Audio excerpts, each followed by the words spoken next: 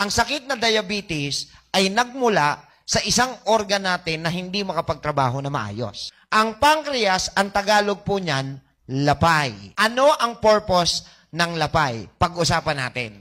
Ang pancreas ay isang uri ng organ, no, na below the stomach, ang tunay na function niyan is digestion, digestion.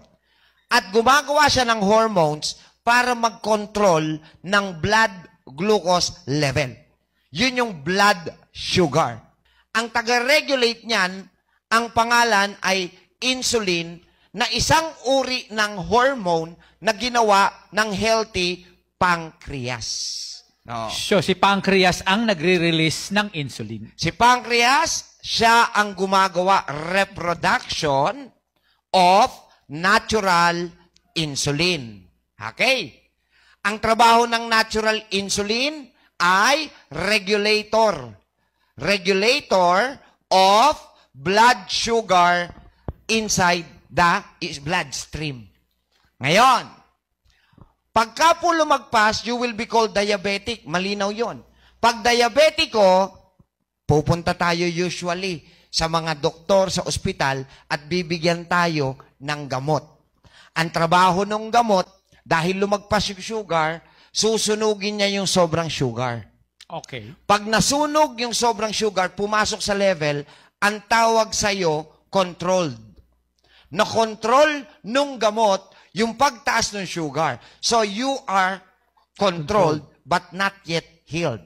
Kasi, pag hininto mo yung pag-inom ng gamot, walang taga-control. Okay. Ang tendency, tataas na naman siya. Pag tumaas na naman siya, diabetic ka ulit. So, anong gagawin mo? Iinom ka ulit ng Gamot. gamot. Pag uminom ka, susunugin ulit. So, malinaw. Kung iinom tayo ng gamot, makokontrol ang sugar, pero hindi ka gagaling. Yan ang rason kung bakit meron kang dapat maintenance. Kasi it will control the sugar but not giving you healing. It will not be cured. And the biggest problem with those who are taking maintenance, yung gamot na iniinom mong may maintenance, may chemical ba o wala? Meron po. Meron. At ang chemical, pag pumasok sa katawan ng tao, mabuti, masama? Siyempre, masama. Masama. Ano ang dalawang organ, dalawa ha, na sumasala ng chemical pag pumapasok sa katawan?